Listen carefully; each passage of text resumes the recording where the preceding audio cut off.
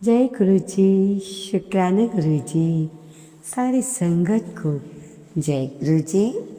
गुरु जी के तरफ से भी सारी संगत को बहुत बहुत प्यार।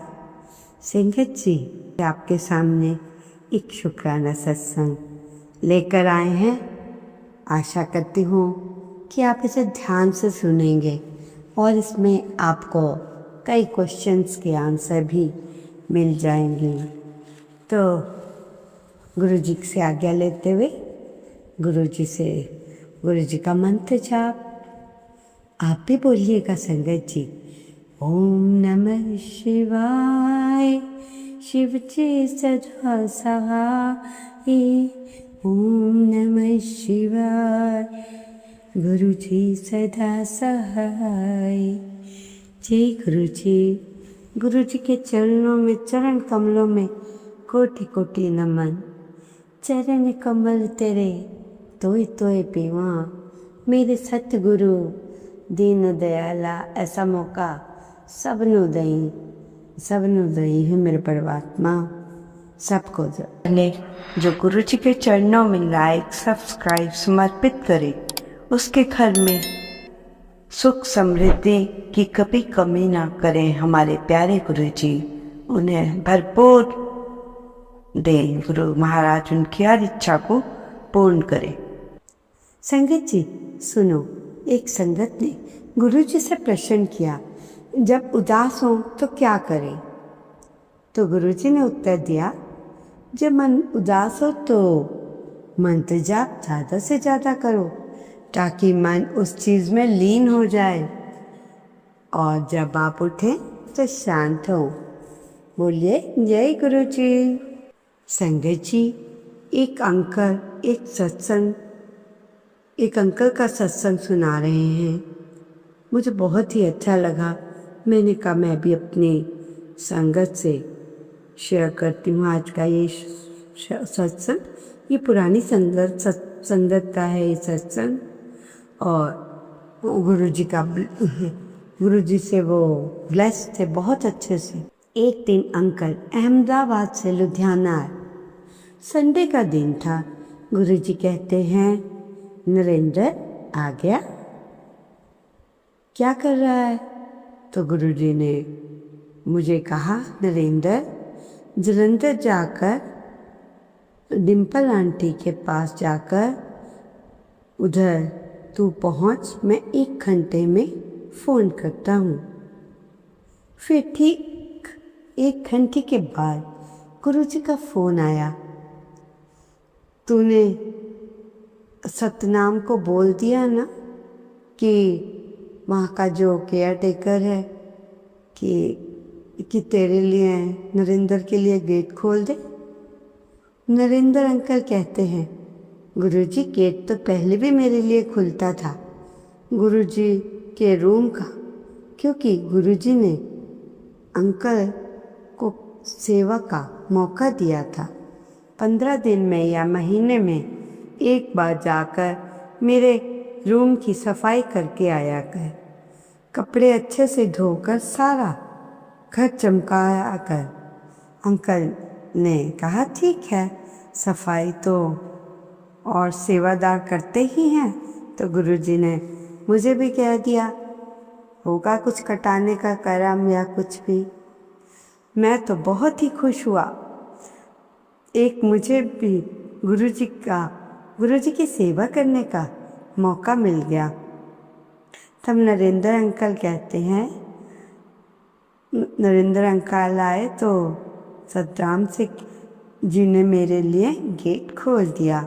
फिर फ़ोन आया, पहुंच गया नरेंद्र? मैंने कहा, हाँ गुरुजी। संगत जी, गुरुजी से अंकल कहते हैं, नरेंद्र जहाँ जहाँ जो भी सेवादार है उन्हें फैमिली के साथ यहाँ बुला लें। मैंने कहा, गुरुजी कुछ पुरानी संगत भी है। उन्होंने कहा, उन्हें भी बुलाना है? गुरुजी ने कहा, ना ना, उन सबको नहीं बुलाना, तूने सिर्फ सेवादारों को बुलाना है जो सिर्फ सेवा करते हैं। फिर गुरुजी ने कहा फ़ोन पर, अंकल सबको फ़ोन किया और उनकी फैमिली को भी साथ बुलाया। अंकल कह रहे थे उस दिन उस जगह पर 18 से 20 लोग इकट्ठे हुए थे वहाँ पर। तो मैं जैसे ही आया तो गुरुजी कहते हैं सारा सामान निकाल कर मेरे कमरे का सारी संगत में डिस्ट्रीब्यूट कर दे। आज अंकल की वाइफ भी अंकल के साथ आई थी। तो अंकल की वाइफ ने जैसे ही पहली अलमारी गुरुजी की खोली तो वहाँ पर गुरुजी के कुछ टी शर्ट्स पड़ी थी और सिल्क के कुछ चोले, गुरुजी का सामान पड़ा था।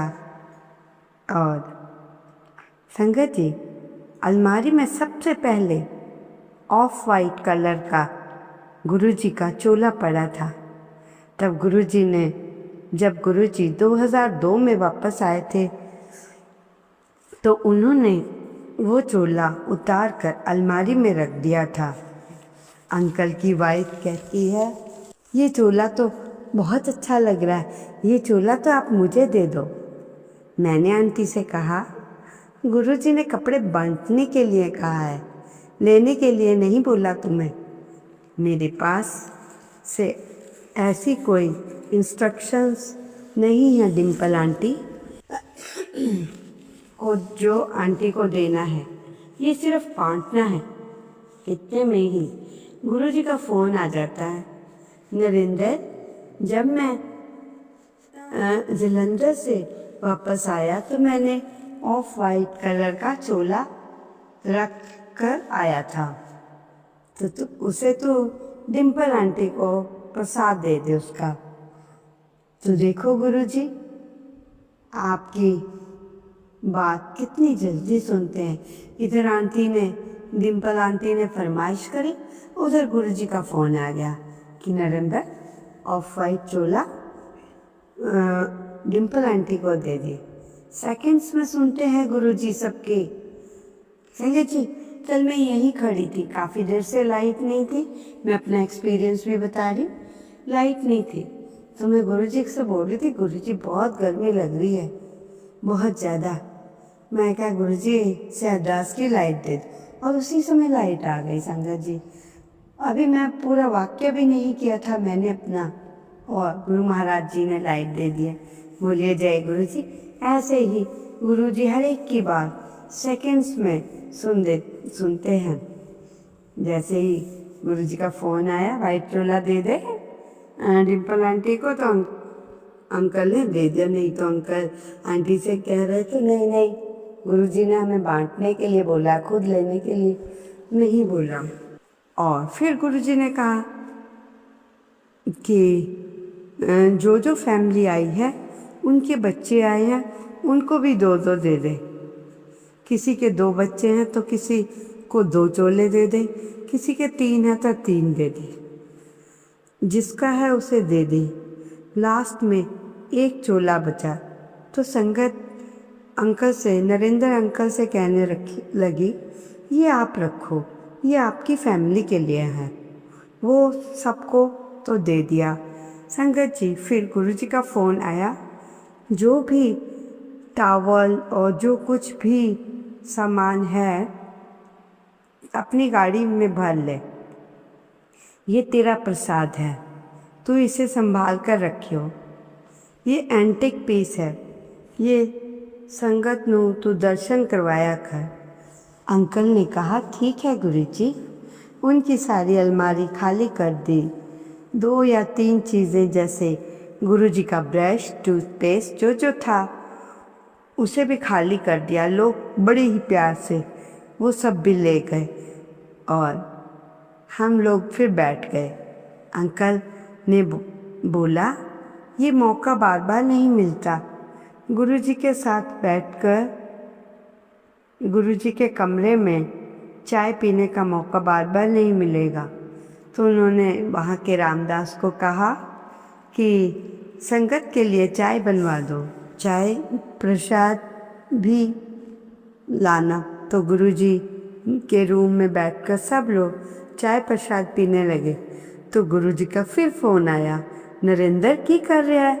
तो अंकल ने कहा, जो आपकी सारी संगत आई है ना, उन सबको आपके कमरे में बैठकर चाय पिला रहा हूँ, क्योंकि ये मौका गुरुजी बार बार नहीं मिलेगा। संगत जी, आज मुझे गुरुजी का मैसेज आया है। गुरुजी कह रहे हैं मेरे मनपसंद की सब्जी जो खिलाएगा मुझे, मैं बहुत खुश होऊंगा। और मेरे मनपसंद की सब्जी है मटर पनीर और आलू का परांठा, खाने का भी बहुत दिल है, तो मुझे भोग ज़रूर लगाएं। संगत जी, गुरुजी को कटहल और कड़ी भी बहुत पसंद थी। अगर कोई मैसेज ना आए तो कभी कभी आप कटहल की सब्जी और रोटी बनाकर गुरुजी को प्रसाद लगाएं, क्योंकि गुरुजी के ये सब्जी बहुत ही फेवरेट थी। संगत जी, गुरुजी कहते हैं जो भी सत्संग करता है उसका मन जो करता है वो भोग लगा लेता है, और मेरे से कोई पूछता ही नहीं कि गुरुजी आपको क्या भोग लगाए। जो संगत का मन करता है वो उसी का ही प्रसाद लगा देती है। पुरानी संगत से भी गुरुजी कहते थे कि जो उनका दिल करता है वो बना लेते हैं, तो गुरुजी ने तो संगत का जो दिल करता है वो सब कुछ उनको खिलाया भी, तो बना भी लेते। पर गुरुजी से तो कोई पूछता ही नहीं कि लंगर प्रसाद में और चाय प्रसाद में क्या भोग लगाएं। पर हमारे प्यारे गुरुजी सबका भोग, लंगर प्रसाद सब स्वीकार करके सबको ही ब्लेस करते हैं। गुरुजी कहते हैं कि आज तो संगत की डबल ब्लेसिंग हो गई, तो आज तो सबका कल्याण हो गया। तो सब फिर से चाय पीने लगे। 5 मिनट तो ज़्यादा होंगे कि गुरुजी का फिर फ़ोन आया, नरेंद्र सब कुछ बांट दिया ना? जी गुरुजी। नहीं यार, बेड में सामान पड़ा है। मैंने कहा गुरुजी कुछ नहीं है, सारी संगत ने बेड चेक किए हैं, सब खाली है, क्योंकि गुरुजी मुझे तो बांटने के लिए बोला था, मैंने बांट दिया। गुरुजी बेड के बीच में कुछ नहीं पड़ा। फिर गुरुजी का फ़ोन आता है, नरेंद्र तू चेक कर, बेड के बीच में कुछ पड़ा है। तो अंकल बता रहे हैं उनकी 22 संगत थी उस समय, उनके साथ एक गिफ्ट बॉक्स भी पड़ा था और एक अटैची भी गुरुजी का, और वो चीज़ें छोड़कर उनके रूम में कुछ नहीं छोड़ा। मैंने कहा गुरुजी कुछ भी नहीं है। गुरुजी कहते हैं दोबारा बेड खोल। जैसे ही बेड खोला तो गुरुजी का मैसेज है कि बेड के ऊपर, जैसे ही बेड खोला तो उसके बीच में से एक लिफाफा निकला, उसमें 2 ट्राउज़र्स 3 शर्ट थी। तो गुरुजी कहते हैं फिर अंकल क्या है नरेंद्र अंकल? ये सारी संगत ने देखा था कि बेड में अभी बिल्कुल खाली है, अब कुछ भी नहीं। गुरुजी कहते देख ले फिर। गुरुजी कहते ट्राउज़र टी शर्ट तेरा प्रसाद है, शर्ट और एक ट्राउज़र किसी को दे देना, उन सबको भी ब्लेस कर देते हैं। और वो कहते हैं ज़रूरी नहीं आप दिल्ली में बैठे हो। उस समय गुरुजी ने प्रसाद प्रोड्यूस कर दिया, जो गुरुजी ने देना था वो सब दे दिया। संगत जी ये गुरुजी की लीला है कि आपको क्या सपने दिखाना चाहते हैं, क्या नहीं दिखाना चाहते हैं। गुरुजी को सब मालूम था कि गुरुजी आपको क्या देखना चाहते हैं, क्या नहीं। तो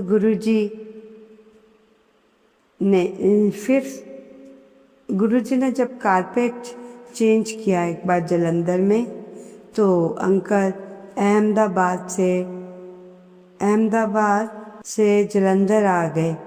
तो कहते हैं कि नरेंद्र कारपेट ना मैं इन्ने सारे लिते सी, तो सारी संगत को बांट दे, डिस्ट्रीब्यूट कर दे। अंकल ने कहा गुरुजी एक काम करता हूँ, अक्षय और डिम्पल आंटी को भेज देता हूँ, जिस जिसको डिस्ट्रीब्यूट करना होगा वो कर देंगे। अरे नहीं नहीं, तूने जाना है, जिस जिसको देना है तो मैं तुझे बताऊंगा। अंकल ने कहा ठीक है गुरुजी, आपकी मर्जी। तो अंकल थर्सडे को अम्पायर स्टेट आए। तो मुझे अंकल को लुधियाना आने का हुक्म नहीं था, तो वो सैटरडे आए। अंकल ने लुधियाना आने से मना कर दिया। उसके बाद जैसे ही मैं जाने लगा तो गुरुजी कहते हैं की प्रोग्राम है नरेंद्र तेरा? तो अंकल ने कहा मुझे तो जलंधर जाना है। कल तो मुझे आपने कारपेट जो रखे हैं वो डिस्ट्रीब्यूट करने को कहा था। तो जिस जिसको आप बोलेंगे। हाँ भाई, तेरे पास गुरुओं के लिए टाइम ही किधर है? तो यदि आप कहेंगे कि जाना आपको है जलंधर, मंदिर भी आपका है। यदि आप रहोगे कि जाना आपको है जलंधर, तो अगर नहीं कहोगे तो नहीं जाऊंगा। और मुझे तो सबको बांटने हैं जलंधर जाकर कंबल। और गुरुजी ने जिस जिस को कारपेट भी, गुरुजी ने जिस जिस का जैसे सामान देकर कल्याण करना था कर दिया। जितने भी गुरुजी ने जिस जिस को बांटने को बोला, मैं बांट कर आ गया। उन्होंने कहा जा कल्याण होवे तेरा। मतलब गुरुजी की प्लानिंग बहुत पहले से चल रही थी। मतलब कि प्लानिंग चलने का यहाँ समझाते हैं। उन्हें पता था कुछ साल बाद मैं चोला छोड़कर चला जाऊंगा, तो कैसे करना है, क्या करना है, कब करना है। जब कोरोना था तब भी गुरुजी के वर्ड्स अंकल को याद आते हैं, यार नरेंद्र कैसे होगा सब, घर घर। तो फिर गुरुजी कहते हैं नरेंद्र जो आने वाला टाइम है, घर घर में गुरुजी का मंदिर होगा और बनेगा और सत्संग हुआ करेंगे। उस समय तो ज़्यादा सत्संग नहीं होते थे, पुरानी संगत के सामने गुरुजी के पास आ जाते थे सब। ओम नमः शिवाय। शिव के सदा सहाय। ओम नमः शिवाय। गुरु जी सदा सहाय। जय गुरु जी। शुक्राना गुरु जी, अनंतम अनंत शुक्राना।